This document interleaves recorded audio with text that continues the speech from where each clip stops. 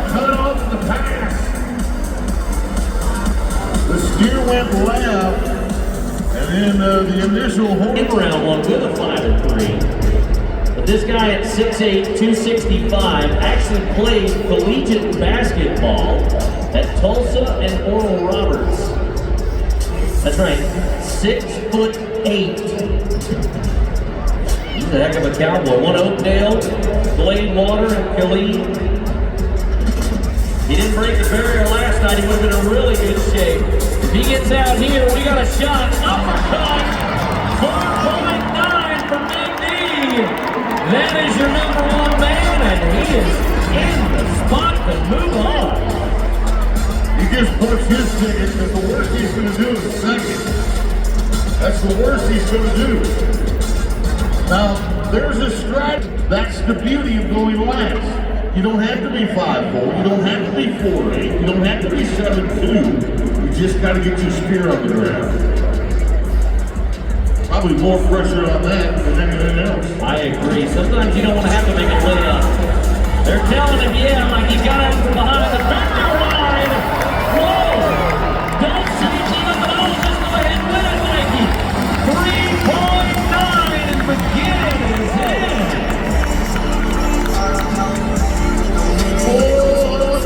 He was last, and he's going to finish first.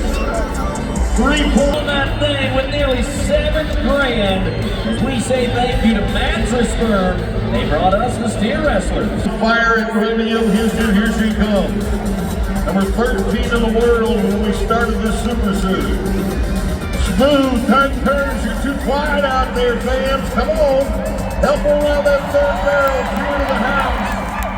She stops the clock, 14:45. And I'll promise you, that's going to be one of the top 3 times.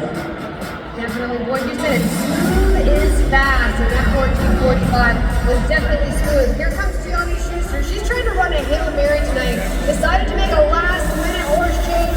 She needs to rise to a win if she wants to move on from this Super Series.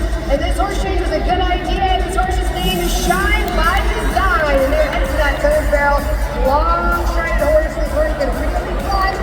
Steps around that third barrel. Yeah, they really laid down a run here going out of that second. But that third barrel, it's out there in the middle of nowhere, and it is tough. It is out there in the middle of no man's land. 15:57 for Tiana. Summer Coastal of Glenham, South Dakota.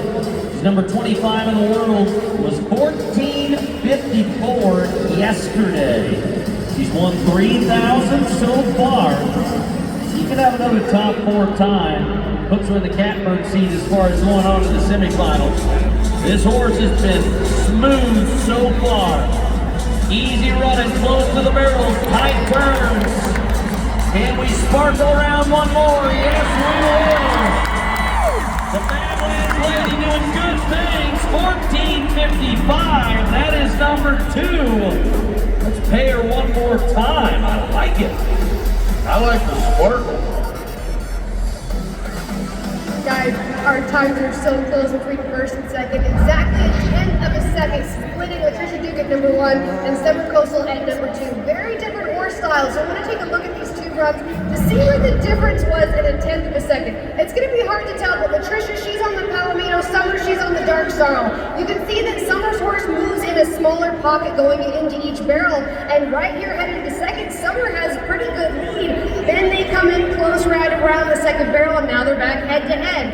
Then they're exactly head-to-head running into that third barrel, and you can see the different angles. Summer turns closer. Latricia gives her horse just a little bit more room around the third. Then it all really truly came down to which horse could run the fastest across that timeline, and by a nose, Latricia Duke wins by a tenth of a second. Not very much time. So amazing to see, but we still have a lot of great barrel racers left to go, including Anita Ellis, who we talked to about her horse earlier.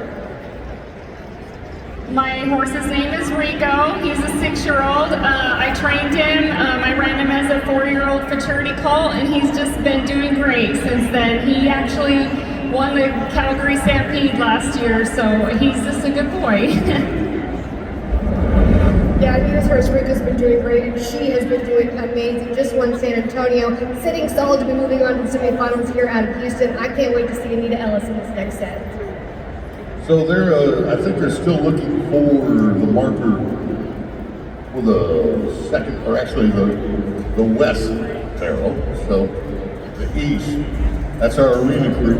What we do is we bury a rope in the ground to make sure that the barrels get marked in the same spot for every barrel racer. Because if you move it 6 inches to the left or 6 inches to the right, and that barrel racer is going to have a shorter pattern, and therefore maybe when we get to a contest where you time it to the 100ths of a second, they're always pretty sure they know where it's at. So we're hopeful that the tractor didn't pull it up.